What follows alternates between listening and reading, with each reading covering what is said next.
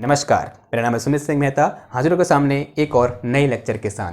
आज के इस लेक्चर में क्या स्टार्ट करने वाले हैं? वेक्टर स्टार्ट करने वाले हैं, ठीक है।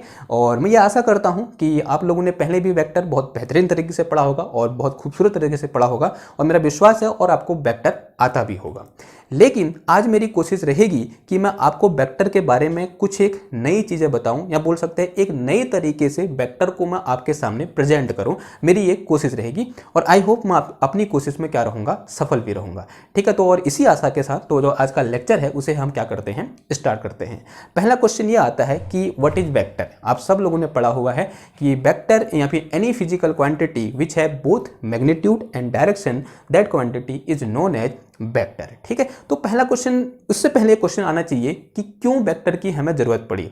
एक क्वेश्चन हमारे समाज में चलता है, अगर हमें किसी को बेवकूफ़ बनाना है तो हम उससे पूछते हैं कि बताओ भैया, पहले अंडा आया या पहले मुर्गी आई। और ऐसी बात है, इसका आंसर पता नहीं है हमको, लेकिन उससे पहले जो यहाँ पर एक वैलिड क्वेश्चन है वो ये है कि ये बताओ कि पहले फिजिकल क्वांटिटी आई या फिर पहले वेक्टर आया, ठीक है।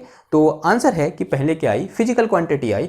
और कुछ फिजिकल क्वांटिटी ऐसी थी, उनको डिफाइन करने के लिए या फिर उनको समझने के लिए एक नई लैंग्वेज का हमको डिस्कवर करनी पड़ी या फिर नई लैंग्वेज देनी पड़ी, जिस लैंग्वेज को हमने क्या बोला, वेक्टर बोला। थोड़ा समझते हैं मैं क्या कहना चाह रहा हूँ। देखो, अगर मैं किसकी बात करता हूँ, जैसे न्यूटन मैकेनिक्स थी, उन्होंने किसकी बात करी, कुछ क्वांटिटी की बात करी, जैसे डिस्प्लेसमेंट बोला, और उन्होंने ये बोला अगर rate of change of displacement होता है उसे हम क्या बोलते हैं, वेलोसिटी बोलते हैं। अगर rate of change of velocity होता है उसे हम क्या बोलते हैं, एक्सेलरेशन बोलते हैं, ठीक है। तो डिस्प्लेसमेंट को कुछ ऐसे डिफाइन किया उन्होंने कि अगर मेरे पास कोई एक पॉइंट ए है, इस पॉइंट को क्या बोल दिया हमने, कोई एक पॉइंट ए बोल दिया, और कोई एक इंसान इस पॉइंट ए से स्ट्रेट लाइन में क्या कर रहा है, मूव कर रहा है इस तरीके से, और कहाँ चला गया, वो पॉइंट बी में चला गया। और पॉइंट ए से बी तक की जो सबसे शॉर्टेस्ट डिस्टेंस होगी उसी को न्यूटन ने क्या बोला, डिस्प्लेसमेंट बोला, and that is displacement. And let us assume this displacement is 4 metre. वो डिस्प्लेसमेंट कितना है मेरा, 4 मीटर है। नाउ अब जब मैं इस पॉइंट बी से अगेन मैंने चलना स्टार्ट किया और मैं सेम लाइन में गया, सेम डायरेक्शन में गया, और कहाँ पहुंच गया मैं, पॉइंट सी पर पहुंच गया। कहाँ पहुंच गया मैं, पॉइंट सी पर पहुंच गया। और जैसे ही पॉइंट सी पर पहुंचा और अज्यूम किया बी से लेकर सी तक का जो डिस्प्लेसमेंट था मेरा, या फिर वो उस इंसान का, वो कितना है मेरे पास, 3 मीटर है। कितना है, 3 मीटर। अगर मैं ए से लेकर सी तक का नेट डिस्प्लेसमेंट निकालूं तो net displacement S equal to कितना आ जाएगा मेरे पास, displacement represented by S is equal to कितना आ जाएगा। देखो हमारा दिमाग क्या कहता है कि 4 + 3 इज इक्वल टू कितना आ जाएगा, 4 + 3 इज इक्वल टू कितना आ जाएगा, 7 मीटर, ठीक है। कितना आया, 7 मीटर। तो this is our displacement between point A and point C. Now same चीज, सेम ऐसा ही कर रहे हैं, वही इंसान है, पहले 4 मीटर चलता है, फिर 3 मीटर चलता है, लेकिन अभी क्या हो रहा है, जो डिस्प्लेसमेंट करने की डायरेक्शन है उसमें क्या कर देता हूं मैं, थोड़ा सा चेंज कर देता हूं। ये तो पहली कंडीशन है मेरी। अब सेकंड कंडीशन में, सेकंड कंडीशन देखो, सेकंड कंडीशन कुछ ऐसी है, सेम इंसान है। देखो हम एक चीज जानते हैं फ्रॉम आवर क्लास 5th कि हम ग्राफ पढ़ा है हमने, ठीक है। तो इसे हम क्या बोलते हैं, ईस्ट बोलते हैं, इसे हम क्या बोलते हैं, वेस्ट बोलते हैं, इसे हम क्या बोलते हैं, नॉर्थ बोलते हैं, और इसे हम क्या बोलते हैं, साउथ बोलते हैं। अगर मैं यहाँ पर डायरेक्शन की बात करूँ तो दोनों केस में किस डायरेक्शन में जा रहा है, ईस्ट डायरेक्शन में जा रहा है, जा रहा है नहीं जा रहा है। अब देखो, अब यहाँ पे थोड़ा सा चेंज करूंगा मैं। चेंज ये कर रहा हूँ कि वही इंसान है, सेम उसके हाथ पांव है, कोई भी उसमें कोई भी फिजिकल चेंज नहीं आ रखा है, लेकिन चेंज क्या किया उसने, ये ए पॉइंट वहीं पर है जहाँ पर पहले था। अब वो ए पॉइंट से ईस्ट में ना चल कहाँ जाता है, नॉर्थ में जाता है। कितना, 4 मीटर। कहाँ गया वो, नॉर्थ में गया, कितना, 4 मीटर। यहाँ पहुँच गया, और इस पॉइंट को क्या बोला उन्होंने, बी बोला, and he move towards north by 4 metre. 4 metre कहाँ की ओर मूव किया, वो नॉर्थ की ओर मूव किया। उसके बाद उसने बी में जब पहुंचा, उसने सोचा कि मैं अब ईस्ट में मुझे मूव करना चाहिए। वो 4 मीटर कहाँ गया, ईस्ट में गया। कहाँ गया वो, 4 मीटर ईस्ट में गया, और कहाँ पहुंच गया, पॉइंट सी पर पहुंच गया। कहाँ पहुंच गया, पॉइंट सी पर पहुंच गया। अगेन जो बी से लेकर सी तक का डिस्प्लेसमेंट है वो उसने सेम चला जितना उसने पहले केस में चला। पहले केस में कितना चला, 3 मीटर, और यहाँ भी कितना चला वो, 3 मीटर। अब देखो, अब बहुत गौर करने वाली बात यह है, तो डिस्प्लेसमेंट अगर मैं निकालूं ए और सी पॉइंट के बीच का, वो डिस्प्लेसमेंट क्या हो जाएगा, ये हो जाएगा, ये डिस्प्लेसमेंट हो गया हमारा।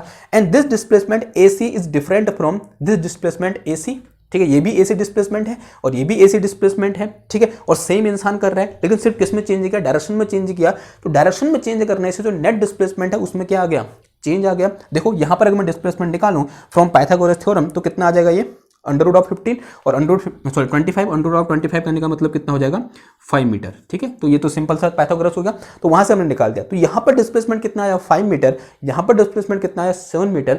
जस्ट ये सिर्फ ये चेंज आ गया किसकी वजह से, this change is only because here we are changing direction. यानी डिस्प्लेसमेंट एक ऐसी क्वांटिटी है या फिर ऐसी फिजिकल क्वांटिटी है जिसका एडिशन, सब्ट्रैक्शन, मल्टीप्लिकेशन, ठीक है, अगर एडिशन यहाँ पर एडिशन हो रहा है तो यहाँ पर जो एडिशन है वो किस पर डिपेंड कर रहा है, न केवल मैग्नीट्यूड पर डिपेंड कर रहा है बल्कि डायरेक्शन पर भी डिपेंड कर रहा है। ठीक है, बात समझ में आ रही बात। ठीक है, क्या करना चाह रहा हूं मैं कि यहां पर एक क्वांटिटी डिफाइन की थी हमने डिस्प्लेसमेंट, और डिस्प्लेसमेंट को ऐड करना चाहा। जब पहली बार हमने ऐड किया आंसर कितना आया 7 आया, तो दूसरी बार हमने ऐड किया आंसर कितना आया 5 आया। ठीक है, अब चौंकाने वाली बात है नहीं है, पहले और सेम चीज हो रही है, पहले वो 4 चला फिर 3 चला, पहले 4 चला फिर 3 चला, लेकिन दोनों केस में हमने चेंज क्या कर दी, डायरेक्शन चेंज कर दी।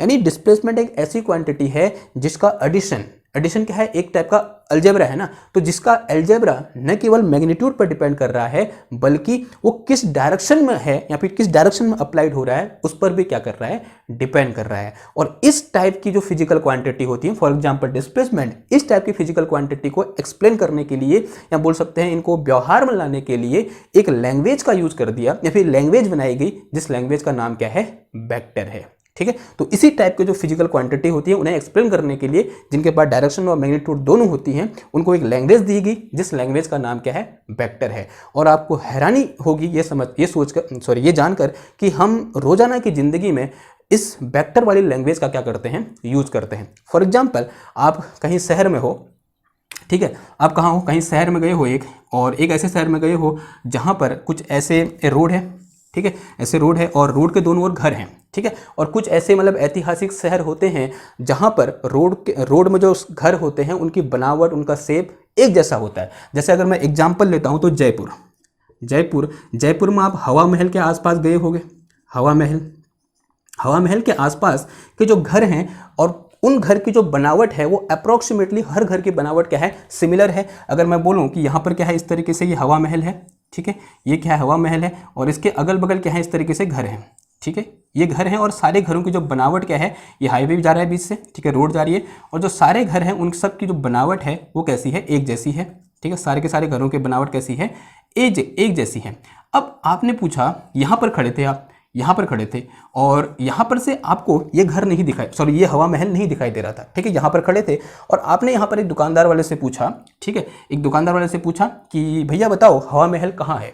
तो उसने बोला कि यहाँ से 10 ब्लॉक के बाद, ब्लॉक मतलब एक घर को रिप्रेजेंट कर रहा है, एक ब्लॉक। उसने बोला यहाँ से कितने ब्लॉक के बाद, यहाँ पर आप खड़े हो, यहाँ से 1 2 3 4 5 6 ब्लॉक के बाद क्या है, मेरे पास घर है। या फिर 6 ब्लॉक के बाद लेफ्ट हैंड के साइड क्या है, वो हवा महल है, ऐसा बोला। ठीक है, यानी 6 ब्लॉक के बाद, तो 6 ब्लॉक हैं, एक ब्लॉक किसको रिप्रेजेंट कर रहा है, एक वेक्टर को रिप्रेजेंट कर रहा है, और सारे ब्लॉक क्या हैं, सेम है। तो 6 ब्लॉक के बाद क्या है, हवा महल है। कहाँ की ओर, लेफ्ट की ओर या फिर राइट की ओर, कुछ भी हो वहां पर। अब उतना मेरे को अंदाजा है नहीं, मैंने भी इंस्टाग्राम रील में ही देखा है, मैं गया नहीं उधर। ठीक है, तो यहाँ से जब गया उसने कहा 6 ब्लॉक के बाद क्या है, हवा महल है। तो 6 ब्लॉक के बाद राइट की ओर हवा महल है। जब उसने ऐसा बताया तो इसका मतलब उसने एक्चुअल में किसका यूज किया, किस लैंग्वेज का यूज किया, वेक्टर लैंग्वेज का यूज किया। ठीक है, तो यही लैंग्वेज क्या करते हैं, हम पढ़ते हैं। ठीक है, तो वेक्टर का मतलब ओरिजिन क्यों हुआ, ये समझ में आई बात। और वेक्टर के ओरिजिन के लिए किसी एक साइंटिस्ट या किसी एक मैथमेटिशियन का मतलब हाथ नहीं है, उसमें दर्जनों मैथमेटिशियन एक साथ क्या हुए,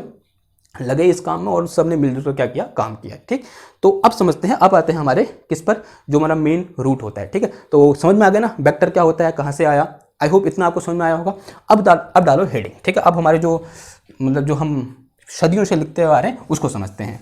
तो लिखो वेक्टर, लिखो हेडिंग डालो वेक्टर।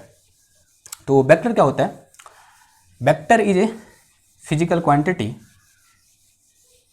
विच है बोथ मैग्नीट्यूड एंड डायरेक्शन, जिसके पास दोनों मैग्नीट्यूड और डायरेक्शन क्या होते हैं, दोनों होते हैं। ठीक है, तो हेडिंग क्या लिखोगे, vector. Physical quantity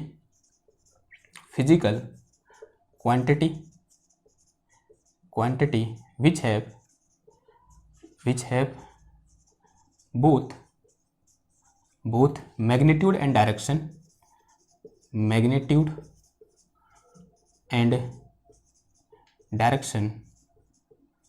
and obey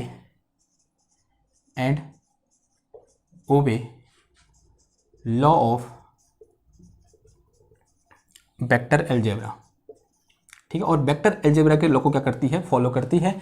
and these quantity are known as vector quantity. These quantities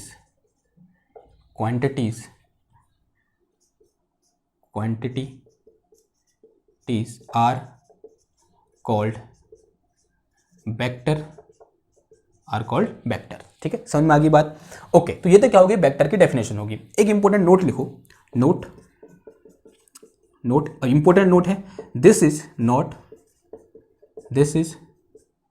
not complete definition, ठीक है। मैंने कल भी बताया था आपको, this is not complete definition of vector, this is not complete definition of vector.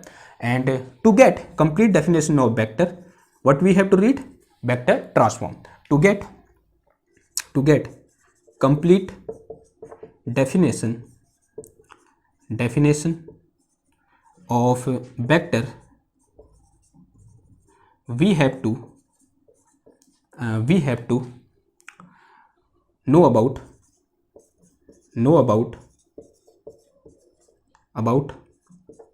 vector transform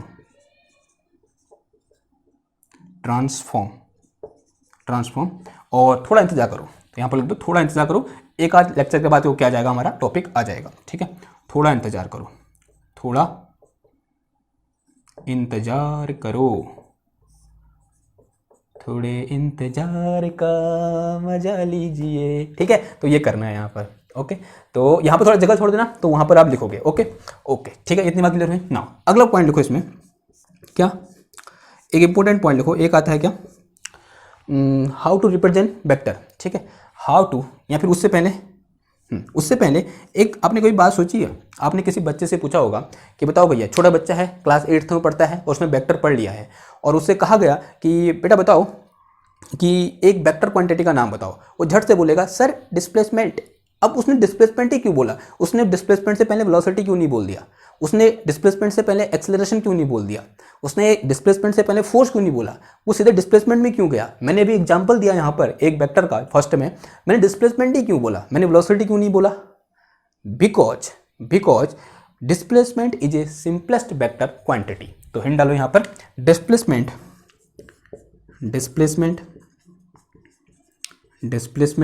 is simplest vector quantity. जो displacement होती है वो क्या होती है, सिंपलेस्ट वेक्टर क्वांटिटी होती है। एंड मोर इंपोर्टेंटली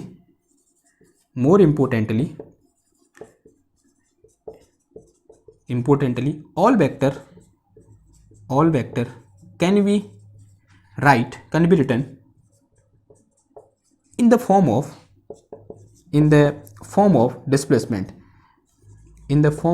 displacement, यानी जितने भी अदर क्या होते हैं वेक्टर क्वांटिटी होती हैं उनको हम डिस्प्लेसमेंट के फॉर्म में लिख सकते हैं, ये तो आप जानते हैं। देखो कैसे, अगर मैं ये बोलूं इफ x इज डिस्प्लेसमेंट, ये किसको दिखा रहा है, डिस्प्लेसमेंट को दिखा रहा है, ये किसको दिखा रहा है, डिस्प्लेसमेंट को दिखा रहा है। तो हम जानते हैं अगर मैं किसकी बात करता हूँ, वेलोसिटी की बात करता हूँ, किसकी बात करता हूँ, वेलोसिटी की बात करता हूँ, तो कैसे दिखाते हैं वेलोसिटी को, हम v से दिखाते हैं। And this v is equal to, we all know कि dx डिवाइडेड बाई dt होता है, तो हमने लिख दिया डिस्प्लेसमेंट के फॉर्म में। अगर मैं किसकी बात करता हूँ, एक्सेलरेशन की बात करता हूँ, तो जो एक्सेलरेशन था उसको हम a से दिखाते हैं, तो यहाँ पर a इक्वल टू कितना आ जाएगा, del v divide del x होता है, यानी rate of change of velocity होता है। और अभी हमने क्या पढ़ा कि this velocity is actually nothing but क्या होता है, del x divided by del t होता है। तो अगेन दो बार डेरिवेटिव हो जाएगा ये x का, तो ये क्या आ जाएगा, डेल स्क्वायर x डिवाइड में कितना आ जाएगा, डेल t स्क्वायर आ जाएगा। तो again this acceleration can be represented in the form of displacement. अगर मैं किसकी बात करता हूँ, फोर्स की बात करता हूँ, तो फोर्स क्या होता है मेरे पास, ओके यहाँ एग्जाम्पल तो लिखे नहीं, एग्जाम्पल लिख देना, ठीक है, ये एग्जाम्पल हो गए इसके, ठीक। तो फोर्स क्या हो जाएगा मेरे पास, ma हो जाएगा, फोर्स क्या हो जाएगा ma, और इसको कहते हैं एक जो कितना है मेरे पास, देखो D square x divided by D T square है, ठीक है। सिमिलरली अगर मोमेंटम की बात करता हूँ, किसकी बात करते हैं, मोमेंटम, अगर मोमेंटम की बात करते हैं तो मोमेंटम यहाँ से क्या आ जाएगा बताओ, p is equal to M A, sorry M भी होता है, क्या होता है, एम भी होता है, तो m इंटू कितना आ जाएगा, डी एक्स डिवाइडेड बाय कितना आ जाएगा, डी टी आ जाएगा, ठीक है। And these are also example of vector. यहाँ पर लिख लेना कि एग्जाम्पल ऑफ वेक्टर क्या हो जाएंगे, ये हो जाएंगे, ठीक है।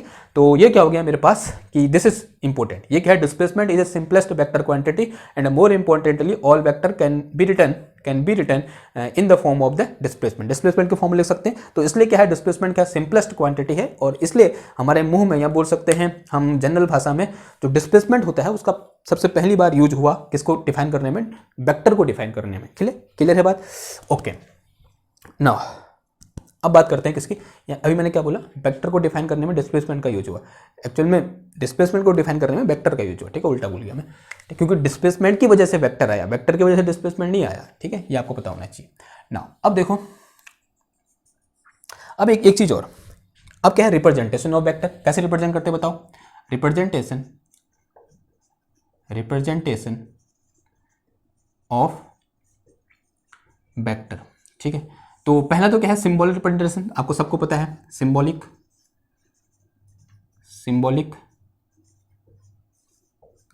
रिप्रेजेंटेशन कैसे करते हैं बताओ सिंबॉलिकली।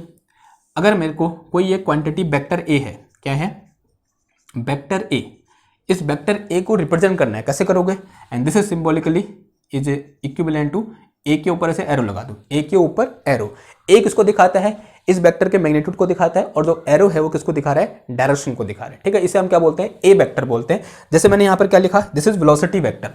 अगर मैं किसकी बात करता हूँ, वेलोसिटी वेक्टर की बात करता हूँ, वेलोसिटी वेक्टर की बात करता हूं, तो वेलोसिटी वेक्टर को हम कैसे दिखाते हैं, वी वेक्टर से दिखाते हैं, ठीक है। एंड वी किसको दिखा रहा है, मैग्नीट्यूड ऑफ वेलोसिटी को दिखा रहा है, और जो एरो है वो किसको दिखा रहा है कि ये कैसी क्वांटिटी है, वेक्टर क्वांटिटी है, इस चीज को रिप्रेजेंट कर रहा है। और एक चीज है, एक्सेलरेशन वेक्टर को दिखाएंगे तो कितना आ जाएगा, क्या क्या लिख सकते हैं, एक्सेलरेशन वेक्टर यानी क्या आ जाएगा, ए के ऊपर इस तरीके से एरो आ जाएगा, ठीक है। उसी तरीके से एक होता है क्या मेरे पास, फोर्स वेक्टर, फोर्स वेक्टर कैसे दिखा देंगे, एफ के ऊपर कितना आ जाएगा, क्या आ जाएगा, वेक्टर आ जाएगा। तो ये क्या हो जाएगा, रिप्रेजेंटेशन ऑफ वेक्टर हो गया। और कैसा रिप्रेजेंटेशन हुआ, सिंबॉलिक रिप्रेजेंटेशन हुआ। और कभी कभी कुछ मेरे जैसे लोग होते हैं, उनको ये पता नहीं होता कि बुक में कैसे होता है, ठीक है। जो मोस्ट जनरल बुक या बोल सकते हैं जो स्टैंडर्ड बुक होती हैं उनमें कैसे लिखा होता है, वो बुक तो बुक वेरी करता रहता है। अगर मैं जिस बुक से मैं पढ़ता हूँ, जैसे क्या है उस बुक का नाम, डीजे ग्रिफिथ या डेविड जे ग्रिफिथ, तो representation of book in book, representation in book. देखो कभी कभी बच्चों को कन्फ्यूज होता है, जैसे मेरे जैसे बच्चे होते थे ना, कभी कभी बुक में ऐसा लिखा होता है कि कोई ये वेक्टर है एफ, फोर्स वेक्टर है, और ऐसे बोल्ड लिखा होता है, ठीक है, और ऊपर से वेक्टर नहीं लगा होता है, ठीक है, और हम कंफ्यूज हो जाते हैं।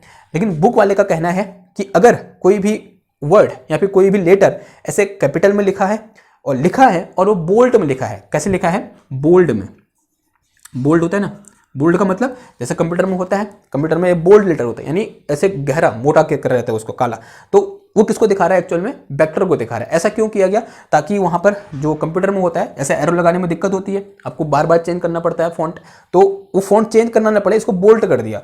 तो बोल्ड का मतलब क्या होता है, वहां पर वेक्टर क्वांटिटी होता है, ठीक है। तो ये वैसे हर बुक के लिए अप्लाई नहीं होगा, लेकिन कुछ बुक में ऐसा लिखा होता है, कुछ बुक में ऊपर से वेक्टर लगा हो सकता है, ठीक है। तो ये जो है, ये जो एफ है, ये किसके इक्विवेलेंट होगा, दिस एफ वेक्टर क्या होगा, इक्विवेलेंट होगा। अगर इसे बोल्ट में एफ लिखा है, इसका मतलब ये वेक्टर एफ है, ठीक है। सिमिलरली अगर बोल्ट में ए लिखा है यूं करके, ठीक है, क्या लिखा है इस तरीके से, बोल्ट में ए लिखा है, तो जो बोल्ट में ए होगा, ये किताब में बोल्ट में ए, आप कॉपी में कैसे लिखोगे, ए वेक्टर के बराबर लिखोगे, ठीक है, ऐसे लिखोगे। क्लियर बात, तो ये इसके इक्विवेलेंट होगा। ओके, ये क्या होगा, किताब का, बुक का रिप्रेजेंटेशन होगा। एक और आता है क्या, ग्राफिकल रिप्रेजेंटेशन, जो क्या है ज़्यादा इंपॉर्टेंट है, ग्राफिकल रिप्रेजेंटेशन, ग्राफिकल रिप्रेजेंटेशन, ठीक है ना। ग्राफिकल रिप्रेजेंटेशन का मतलब क्या होगा, कैसे दिखाते हैं, पढ़ा हुआ है हमने, कैसे दिखाते हैं, एरो से दिखाते हैं। कैसे दिखाते हैं, एक एरो से, माना कोई ये वेक्टर ए है, उसको हम एक एरो से दिखा देंगे। ये क्या किसको रिप्रेजेंट कर रहा है, एक वेक्टर ए को रिप्रेजेंट कर रहा है। नाउ यहाँ पर दो चीज़ें होती हैं, एक क्या होता है इस एरो का टेल, और एक क्या होता है इस एरो का हेड। इसे हम क्या बोलते हैं, हेड बोलते हैं, दिस इज हेड, ये हेड है, और इसे हम क्या बोलते हैं, टेल बोलते हैं, तो this is tail of this vector, और this is length of the vector. ये चीज़ क्या है, यहाँ से यहाँ तक, ये क्या है, लेंथ ऑफ द वेक्टर है, ठीक है। ये क्या है, length of arrow, length of arrow या फिर वेक्टर, ठीक है, लेंथ ऑफ एरो, ठीक है, क्लियर हुई बात ना। अब देखो, जिस डायरेक्शन में हेड पॉइंट होता है वो किसको दिखाता है, डायरेक्शन को दिखाता है। ये किसको दिखा रहा है, डायरेक्शन को। जो एरो है वो किसको दिखा रहा है, यहाँ पे जो हेड है वो किसको दिखा रहा है, डायरेक्शन ऑफ हेड। जो डायरेक्शन ऑफ हेड, हेड का मतलब क्या हुआ, किसको दिखा रहा है, डायरेक्शन ऑफ वेक्टर को दिखाता है। किसको दिखाता है, डायरेक्शन ऑफ वेक्टर को दिखाता है। किसको दिखाता है, डायरेक्शन ऑफ वेक्टर को दिखाता है।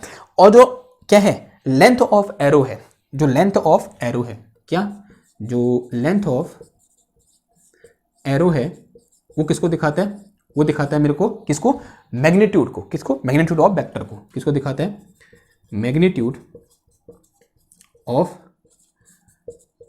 वेक्टर को दिखाता है। किसको दिखाता है, मैग्नीट्यूड ऑफ वेक्टर को दिखाता है। क्लियर होगी बात, ओके। अगर मैं ये बोलूं आपसे कुछ इस तरीके से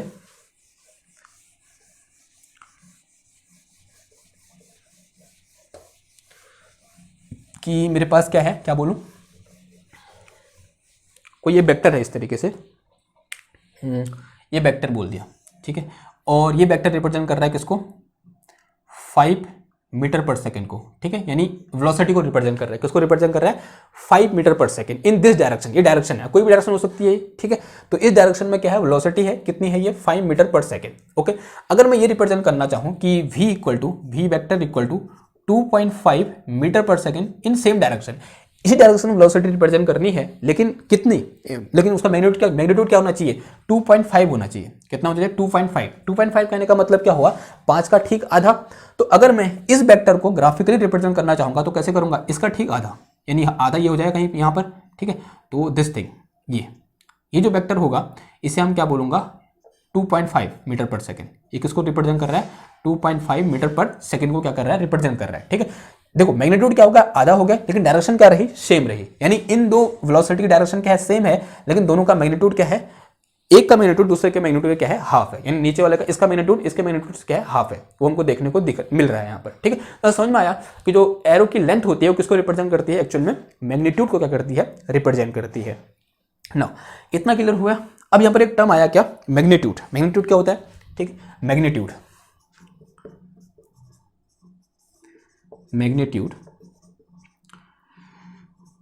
of vector A, and this is represented by mod of A, ठीक है। और मॉड ऑफ ए को कैसे डिफाइन करेंगे हम बाद में पढ़ेंगे, ठीक है। अगर मैं ये बात करता हूं 2 metre per second, this is velocity in east, EAST, east, ठीक है, इन ईस्ट, ओके। तो ये जो चीज है ये क्या है, इसका मैग्नीट्यूड है, इसका मॉड है, और जो ईस्ट है वो किसको दिखा रहा है, डायरेक्शन को दिखा रहा है। तो यहाँ पर जो मैग्नीट्यूड ऑफ ए हो जाएगा वो कितना हो जाएगा, 2.5 हो जाएगा। और जब हम किसकी बात करेंगे, कंपोनेंट फॉर्म में बात करेंगे, तो वहाँ पर मैग्नीट्यूड कैसे निकालते हैं, वो क्या रहता है, एक अलग टास्क रहता है, वो हम वहीं पर डिस्कस करेंगे, ठीक है, ओके ना। अब एक चीज यहाँ पर और आती है, उसे हम क्या बोलते हैं, यूनिट वेक्टर। क्या होता है यूनिट वेक्टर, जो कि एक इंपॉर्टेंट रोल अदा करता है कहीं पर भी।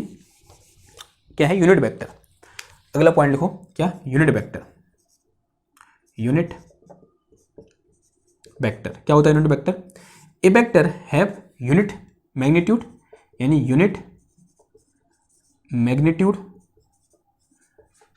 एंड, यूनिट मैग्नीट्यूड, यानी vector having unit magnitude, okay, उसे हम क्या बोलेंगे, यूनिट वेक्टर बोलेंगे। अगर मैं ये बोलना चाहूं unit vector in the direction of A, क्या निकालना चाहूं मैं, unit vector in the direction of vector A. Vector कोई ये वेक्टर ए है, इस वेक्टर ए की डायरेक्शन में अगर मैं क्या निकालना चाहूं, यूनिट वेक्टर निकालना चाहूं, तो कैसे निकालूंगा, तो N cap is equal to, is represented by N cap.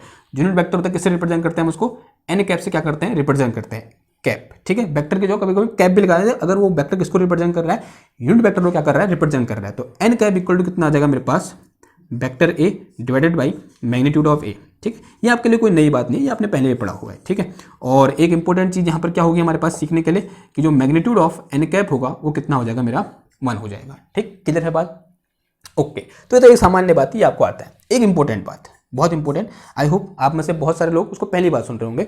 वो बात ये है कि वेक्टर इज ए क्वांटिटी, ध्यान सुनना, वेक्टर अभी तक क्या पढ़ा, वेक्टर इज ए क्वांटिटी या physical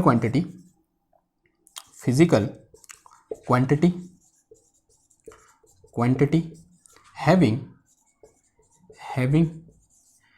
magnitude and direction, magnitude and direction but have no location. इसकी कोई लोकेशन नहीं होती है। वेक्टर की डायरेक्शन होती है, उसका मैग्नीट्यूड भी होता है, लेकिन कभी कभी हम कंफ्यूज होते हैं डायरेक्शन और लोकेशन में, लेकिन वेक्टर की कोई भी लोकेशन नहीं होती है। इसका कहने का क्या मतलब हुआ, ध्यान सुनो। अगर मैं क्या बोल रहा हूँ, माना मेरा शहर है, मैं कहाँ रहता हूँ, अज्यूम कर लो हल्द्वानी बोल दो, क्या बोल दो, हल्द्वानी, या फिर नैनीताल एक बड़ा शहर है नहीं है, नैनीताल। और मैं नैनीताल से कहाँ गया, अल्मोड़ा गया। अल्मोड़ा एक सुंदर शहर है, कहाँ, अल्मोड़ा, ठीक है, छोटा सा एक कस्बा है अल्मोड़ा। तो नैनीताल से कहाँ गया, मैं अल्मोड़ा गया। ये डिस्टेंस कितनी है, दिस इज अबाउट 120 किलोमीटर। कितना है, 120 किलोमीटर है। फिर मैं कहाँ गया, कहाँ से, अल्मोड़ा से कहाँ गया, अल्मोड़ा से कहाँ गया, पिथौरागढ़ गया। कहाँ गया, पिथौरागढ़, मिनी कश्मीर, पिथौरागढ़, ठीक है। स्पेलिंग नहीं आती, हिंदी में लिख देता हूँ, पिथौरागढ़। कहाँ गया, पिथौरागढ़ गया। शायद मैंने हिंदी में लिख दिया, बहुत बेहतरीन, ध्यान दे लेना, पिथौरागढ़, ठीक है, भावना समझो। और ये डिस्टेंस भी कितनी है, ये डिस्प्लेसमेंट भी कितना है, 120 किलोमीटर है अप्रॉक्स, ठीक है। देखो दोनों की जो क्या है डिस्प्लेसमेंट है वो सेम है, लेकिन दोनों की लोकेशन क्या है, अलग अलग है, ठीक है। अगर मैं बोलूं कि 120 किलोमीटर डिस्प्लेसमेंट है तो दोनों सेम चीज हुई, लेकिन दोनों की लोकेशन क्या है, अलग अलग है, फिक्स नहीं है, ये अलग लोकेशन में, ये अलग लोकेशन में, लेकिन दोनों हैं क्या, सेम है। दोनों का मैग्नीट्यूड सेम है, दोनों की डायरेक्शन भी सेम है। ऐसा अगर मैं बोलूं कि both have same direction and both have same magnitude but both do not have same location, तो कोई भी वेक्टर कहीं पर भी हो सकता है। इसको हम ऐसे भी समझ सकते हैं, इस वेक्टर को मैं इस वेक्टर से रिप्लेस कर सकता हूं, इस वेक्टर को मैं इस वेक्टर से रिप्लेस कर सकता हूं। और इसको हम अभी तक ऐसे पढ़ते हुए आ रहे हैं कि any vector can B shift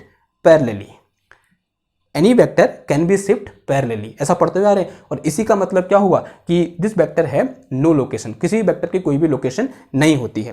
तो a vector can be shifted parallelly, और पैरेलली उसको शिफ्ट करके उसकी मीनिंग में कोई चेंज नहीं आएगा। जैसे मैं इस वेक्टर को इससे रिप्लेस कर दूंगा और इससे इसको रिप्लेस कर दूंगा, तो यहाँ पर जो मीनिंग मैं बताना चाह रहा हूँ लोगों को कि यहाँ से यहाँ तक का डिस्प्लेसमेंट 120 किलोमीटर है, उसमें कोई भी चेंज आने वाला नहीं है, ठीक है। तो हम क्या कर सकते हैं यहाँ पर कि any vector can B shift parallelly, बस बशर्ते उसकी डायरेक्शन और उसके मैग्नीट्यूड में कोई चेंज नहीं आना चाहिए, ठीक है। तो एनी वेक्टर, एनी हैशटैग करके लिखो, any vector can be shifted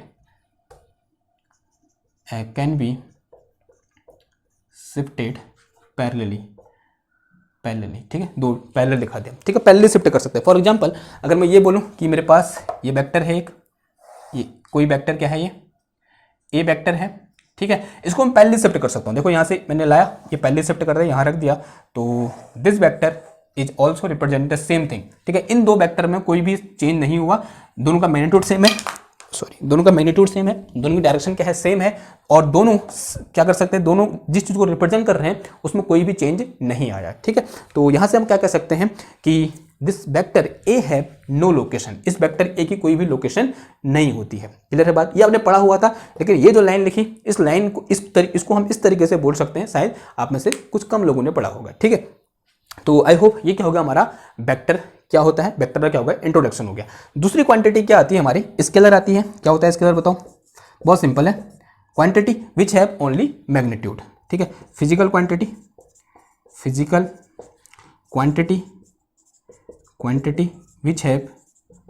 which have only magnitude, ऐसी क्वांटिटी जिनके पास सिर्फ क्या होता है, मैग्नीट्यूड होता है, उसे हम क्या बोलते हैं, स्केलर बोलते हैं। ये तो कोई मतलब बात ही नहीं हुई, ठीक है।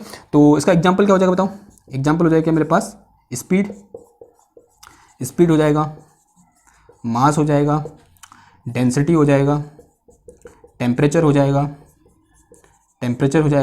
ह्यूमिडिटी हो जाएगा,